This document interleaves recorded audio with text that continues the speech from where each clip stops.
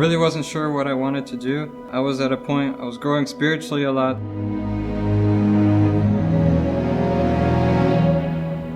I really felt like I wanted to dedicate my life to serve others in some way.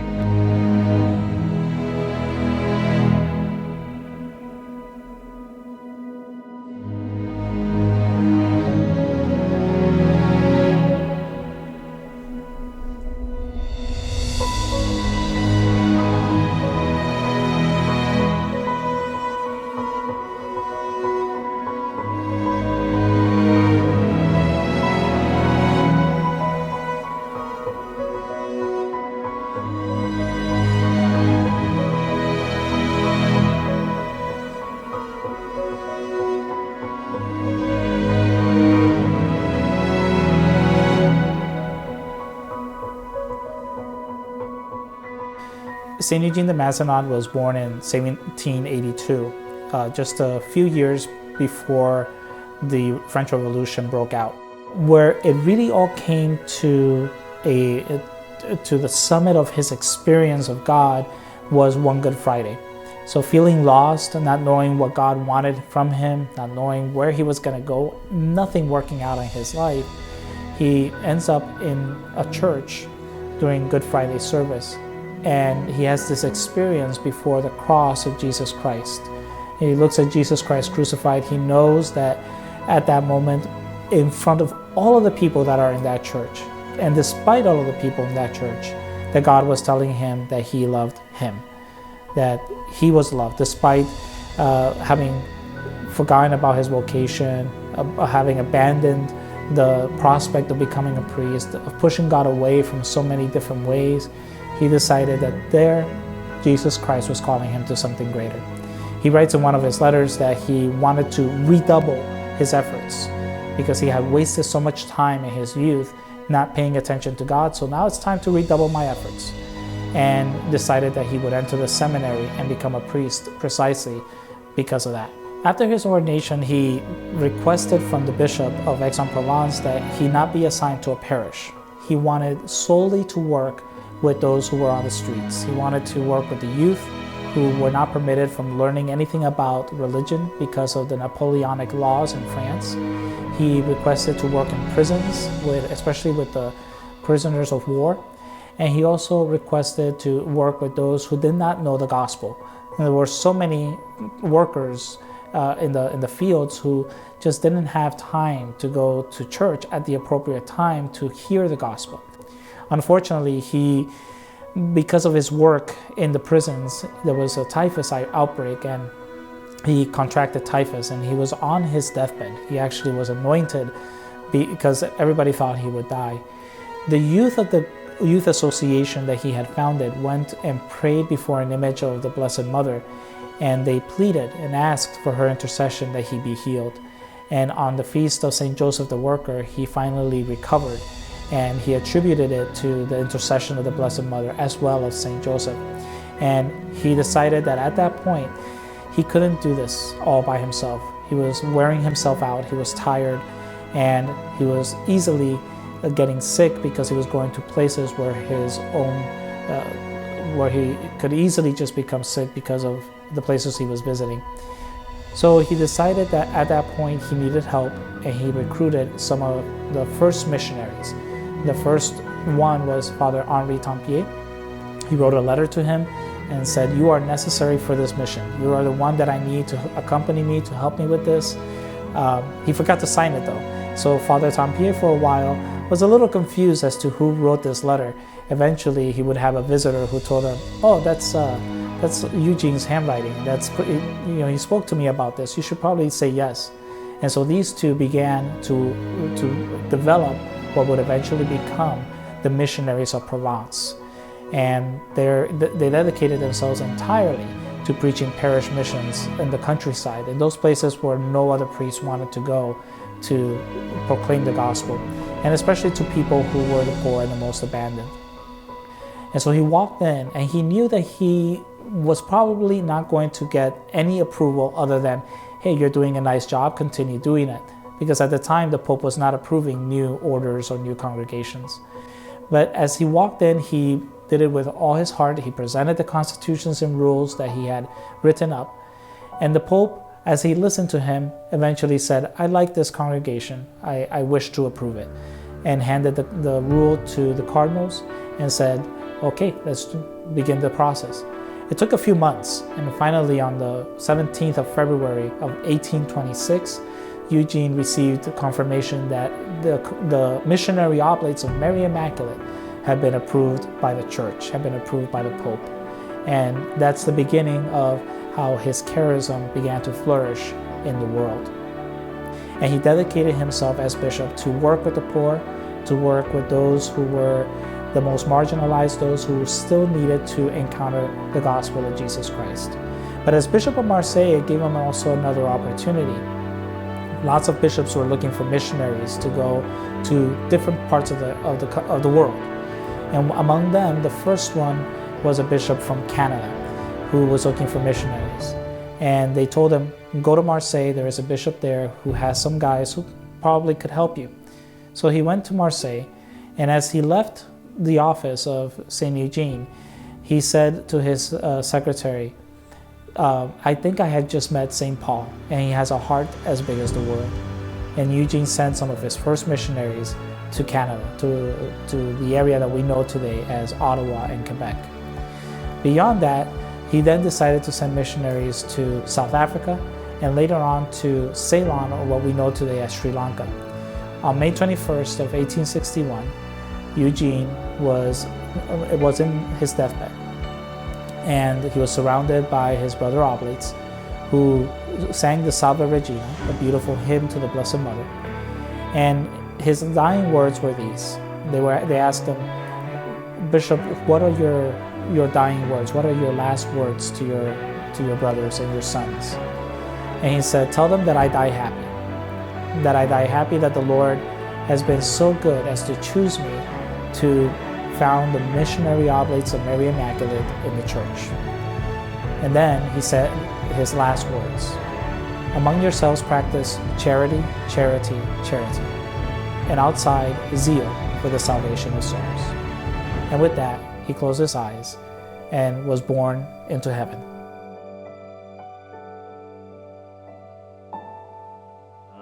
I really got to know the Oblates from the time I was born. I was raised in an Oblate parish. I was baptized by an Oblate, and even my uncle, my dad's uncle, was an Oblate, Uncle Meme. And from that time, I'd always just known him and the priests as Uncle Meme, Father Jim, Father Izzy, Father Joe. Knowing them as just very normal human people, that's something that really attracted me, but I didn't know it at the time growing up. It wasn't until college that I really started to think about what's going on, what am I called to do in life after an intense experience of God in an adoration chapel. And some of the first things that came to mind were the Oblates that I had met over the time in my life, and really started to give a lot of thought and prayer into that, and wanted to become just like them. I came to know the Missionary Oblates of Mary Immaculate actually early on, before I really met them. I was probably around 5 or 4 when my own mother would take me to the Oblate Grotto. We would pray to La Virgen de Guadalupe or Our Lady of Lourdes. And there were those little moments where I cherished my youth, a place of prayer and tranquility. Now, of course, later on, in my college years, I met an Oblate priest. His name was Father Richard Hall. And he would serve at the Mass and the confessionals at my university.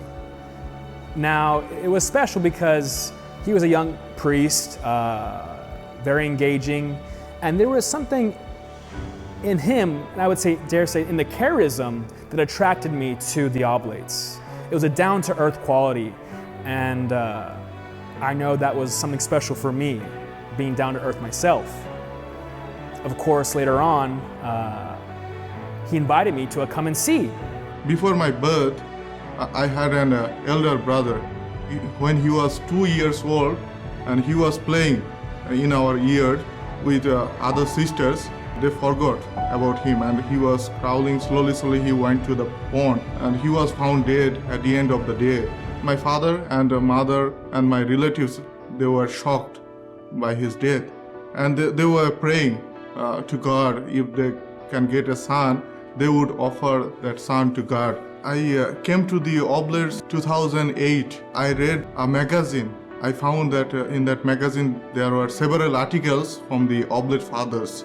There was written that Oblates were working, especially remote areas in Bangladesh. Oblates were working with the tribal groups and also other parts of the world, which really fascinated me to join with them. What attracted me to the Oblates so much was that, they're very complete men. They do their ministry, they're very active in the parishes, but they're also very, very human. And so they were very relatable to me, and that was very attractive.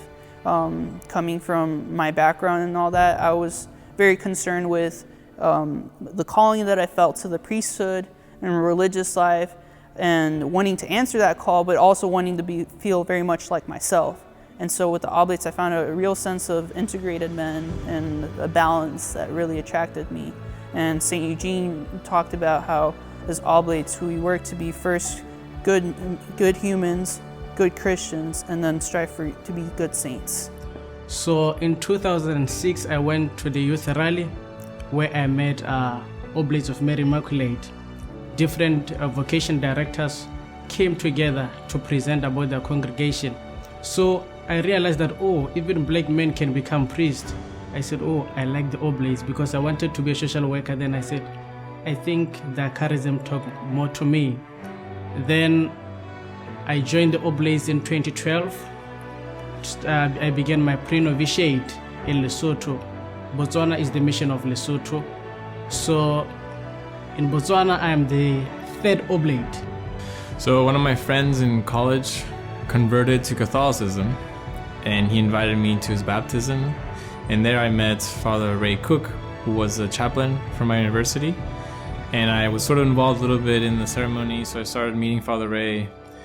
And then I ran into him in the World Youth Day, which I think even if we had planned wouldn't have been possible. And after that year, I had a major surgery in my hip where I was bedridden for a couple of weeks. And that time sort of changed my life priorities.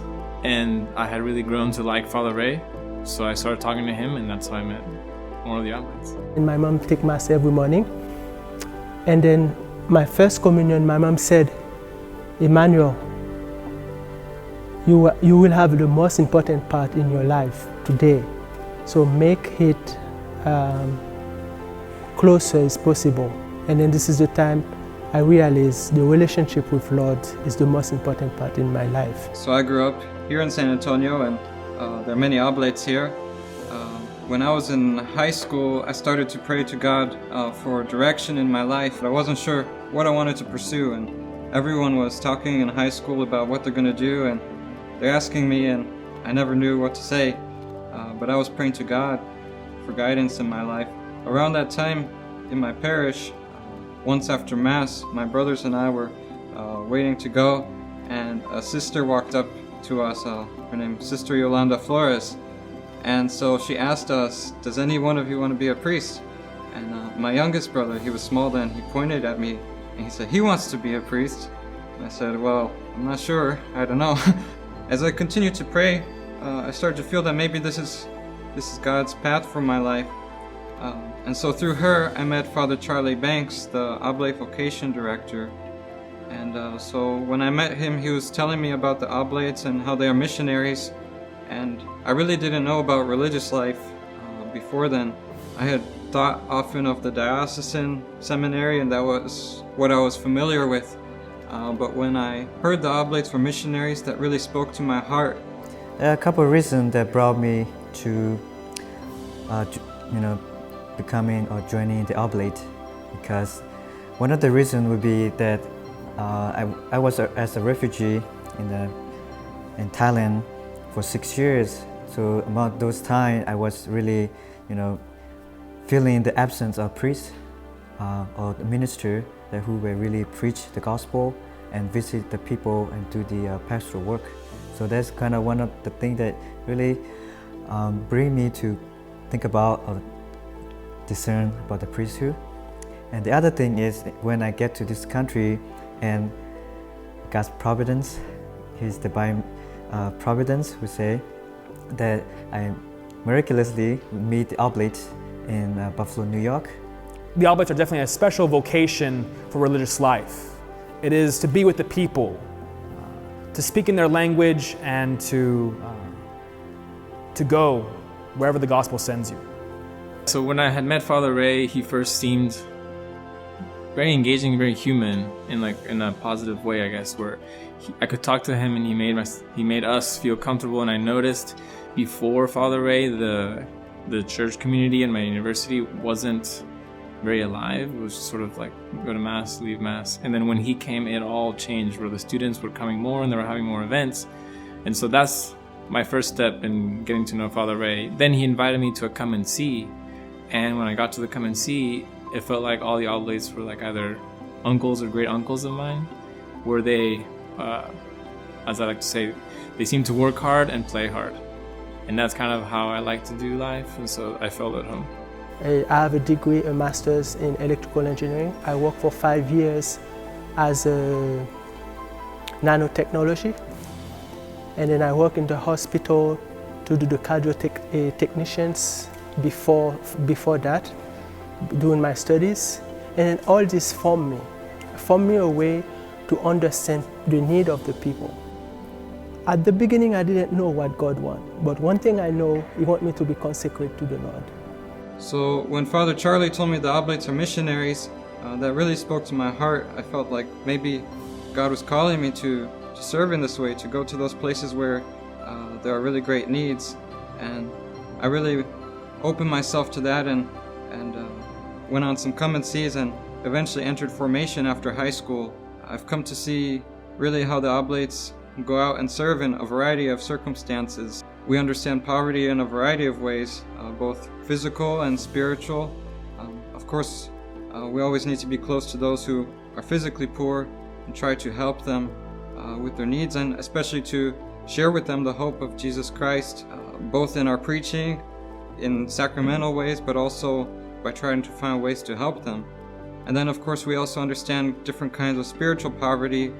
We see many cases, young people or people struggling in their life who maybe don't have a deep faith, or maybe they need to hear the message of Jesus Christ to help them discover the purpose of their life, to discover meaning, to find joy. I think a lot of people are really suffering because they don't have that. So as Oblates, we really try to reach out to each person to bring them that hope of Jesus Christ. You know, I love community life for several reasons, but one of them being just the camaraderie and joy we experience. You know, you can sit down with the guys, and we're at different ages, different walks of life, and yet we can just laugh and laugh and laugh on the littlest things, and we enjoy ourselves being with each other. I desired kind of the model of Acts. You know, if you read Acts of the Apostles, the early life of the Christians, they lived in community, sharing each other's goods and breaking bread together. I am myself a communal person. I see myself working amongst the people, but relying on my brothers to help me serve and to help them serve a greater cause. So I love community life. It's a part of who I am. I wanted to have a life with purpose, a life with fulfillment and meaningful contribution to the world and society. Well, as an Oblate, one of the things that I really enjoyed is being with people, but not just being with people, but being with people at very key moments in their lives. You know, it's been a privilege to celebrate very joyful moments, sometimes sad moments, and being with them is like stepping in sacred land. I like the charism of Oblates of Mary Immaculate. Looking at what they did in Botswana when they first arrived and working in the desert, that's a hard mission. But one thing for sure is that the zeal for salvation of soul really always helps me to persevere in this congregation. Seeing how these men are sparing no effort to extend the Savior's empire is really touching. In places like Lesotho, it's very mountainous and it's not easy to go to missions. But this man is cold, it's raining, they are always there with the people. Being with the people, preaching the gospel, really that inspires me, and I like that about Oblates of Mary Immaculate. I've actually really missed, just being with Oblates for prayer. Like, I don't care what Oblates, and I just have that longing of wanting to be in an Oblate community. And I really just love how there's a balance and respect between both of the vocations of the brothers and the priests. That's what our calling is. It's to this charism, and so. For myself, what I enjoy most about being an oblate is living a life that I've come to take on as my own, living the life of the evangelical counsels, the vows, a life of poverty, chastity, obedience, and perseverance, gifts given to me by God, and my response to it, living this life, living these vows in service of a gift, a charism, to live Jesus Christ crucified, the vision of our founder, St. Eugene de Mazenod, and the ability to share the love that Christ, the crucified Savior, had with others in the places that we serve, in parishes and retreat ministries and foreign missions. Was there a particular outlet in your life that inspired you? It was. I was Bob Callahan. And in that particular case, the question that came to me by seeing his work, especially in Tijuana, was, here we have someone from the U.S., probably coming from a okay family, economically speaking, and yet he's doing and working with my people here in Tijuana and in places which sometimes even us as Mexicans would not like to live, and yet he is living here among them. That really, really inspired me. I think one thing for sure is that as a religious, we live out our discipleship together in a community setting. So that helps us to preach the gospel together, not individually. And that really inspires me why we support each other. We are aware that our vows, we cannot live them alone. We need the support of others. So I think that's what makes us unique. There are several oblates that I encountered throughout my formation. The first one would be Father Alex Roque, OMI, who passed away a couple of years ago. He was originally from Cuba as a refugee. We share a lot about how the refugees look like to be in foreign country and to grow up in different culture. And the way he lived the way oblate life is really inspired me. He taught me a lot.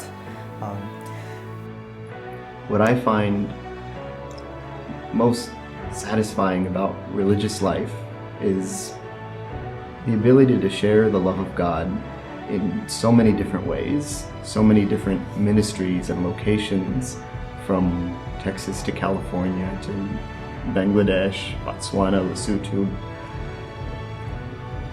The whole world needs God's love, and the opportunity to go to different places, enter into a culture, and find the love of God present there, and to make it even more visible, is something that is very special about our missionary congregation.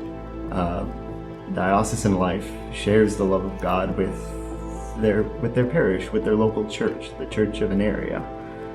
We're called to share that love many different places, in many different ways. I want to become a religious, I guess mainly because there's a stirring in your heart that calls you to a deeper life. That as I live my life as a young man, you're called to many things. And in my own heart, I want to desire the greatest thing, that is God. Where is God calling me, right? And God calls us in different places. But I felt in my life, God was calling me to a deeper life of prayer and service for the Lord, for His people. So as a religious, the religious take vows of chastity, poverty, obedience. Sometimes we think these things hold us back, but for me, it was to call me forth, to be greater, to be a greater me that I can be. A vow of chastity for me to love in a way that is life-giving to all. A vow of poverty says, I don't need the things of the world to live a fulfilled life, but rather I live a life to give things, to give myself. And a vow of obedience to say, I am of a higher order, that is not just of my community, but of God. And therefore God is calling me forth, and I dialogue with my community to hear what God is calling me. Yeah, so Oblate religious life is both brothers and priests. So we both share the same charism of preaching the gospel among the poor. As priests, of course, we participate in sacramental ministry, but we all work together in that mission. So what drew me to priesthood, I think it's really just a kind of vocational call. Really, I can't explain it except that I felt that God was calling me, that I could serve in this way. Because as Oblates, again, being with people in a company with people, sometimes we send you, different places at different moments, and sometimes not easy places. Do not be afraid. Do not be afraid to give their lives for the mission, for the sake of the people. Never be afraid to say yes. The hope and desire to become a missionary oblate is to go out to the most abandoned and preach the gospel, not simply with words, but with my life, right? I have a desire to be with people, to recognize their sanctity, that God is calling us all forth. And I can share that with this community. I can share that with the Oblates, that we're called to save souls and yet to sanctify my own soul. I want to refine myself to be the best man I can be. At the same time, to call forth people, young people, elderly, all people to be the best people they can be through Jesus Christ and through this oblate charism. We are men set apart to preach Christ crucified. We are men who evangelize to the poor, the marginalized, and the abandoned. If you are a young man seeking God's call in your life as a religious priest or brother, we invite you to look into the Missionary Oblates of Mary Immaculate. We are men who work hard, yet really strive to proclaim the good news to God's people in the many ministries that we are involved in. We hope that you would be able to join us and look into us, and do not be afraid. Answer God's call in your life.